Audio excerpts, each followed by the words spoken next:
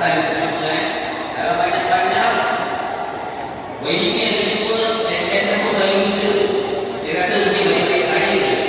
Lalunya YDP ni dia memang yang lalunya yang berdekat rumah sikit lah. Yang muda kakak saya lah. Tapi sayanglah baru yang jumpa Dr. Faizal dan dibuka pula ke Sarawak. Kata-kata kenalan tak lama lah.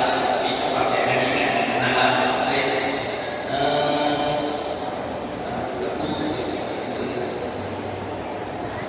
Sajid Abdul Jalil banyak banyak sahabat sedikit di PK.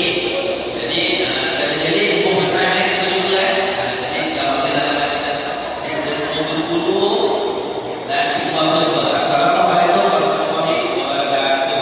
Waalaikumsalam warahmatullahi wabarakatuh. Jadi saya untuk anda kami semua saya jumpa jadi ada kesana ini cakap tadi kan jadi dah udahlah.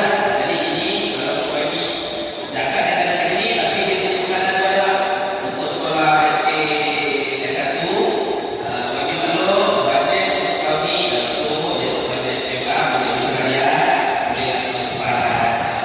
Takutkan kalau bajet habis kepentingan jadi lebih pula kan. Jadi nanti insyaAllah dalam masa yang terdekat saya akan selesai saja suara PBG ni yang bila dah berbincang apa yang nak, apa yang terima dan kita berbincang tentang bajet. Saya akan panggil seperti yang lepas, saya akan panggil pihak ICU datang dan berbincang. InsyaAllah kita cuba merealisasikan. Bukan lagi tapi insyaAllah pasti.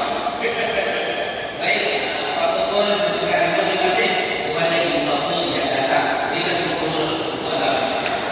Sebab kita kena faham kita sebagai ibu bapa adalah tulang belakang pada sekolah dan guru-guru. Okey, untuk kita mengharapkan semangat anak-anak kita untuk belajar dan menjadi masa depan. Kita sedia maklum pelajaran adalah yang penting untuk masa depan. Baik, kalau jatuh sokongan pada ibu bapa, lemahlah semangat anak-anak untuk datang ke sekolah dan memberi tumpuan belajar. Tapi kalau kita sebagai bantu guru sepenuh hati, insyaAllah saya yakin anak-anak ini semua pasti akan berjaya. Jadi selain itu sebab saya takut dia tak terlepas kadang-kadang. Jadi saya menerangkan skop kerja saya. Jadi saya selaku ahli pelayanan batu oi dia mewakili ahli pelayanan batu selaku ahli pelayanan batu nanti saya kena pecat kepada dia mewakili tugas saya di sini adalah memberi ataupun menerima pandangan daripada guru-guru setempat dan juga aduan ataupun sumbangan-sumbangan. Kalau ada masalah dari segi kebajikan semua boleh berhubung dengan saya.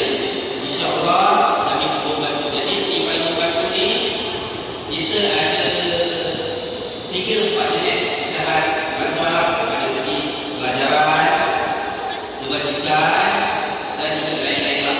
Jadi jikalau tuan-tuan ibu bapa ada masalah, jangan malu, jangan sedia datanglah ke pejabat ahli Payung Batu yang lebih kerabat di jalan itu untuk menceritakan masalah anda. InsyaAllah tak banyak tak sikit, saya yakin bos saya pasti bantu.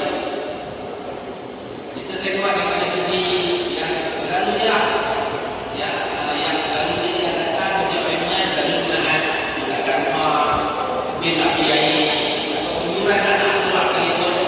Kalau bermasalah datanglah ke pejabat payung. InsyaAllah kami akan membantu semampu yang mungkin. Daripada bajet yang ada tu lah ahli payung batu tak pernah simpan bajet dia, selalunya dia akan lepaskan.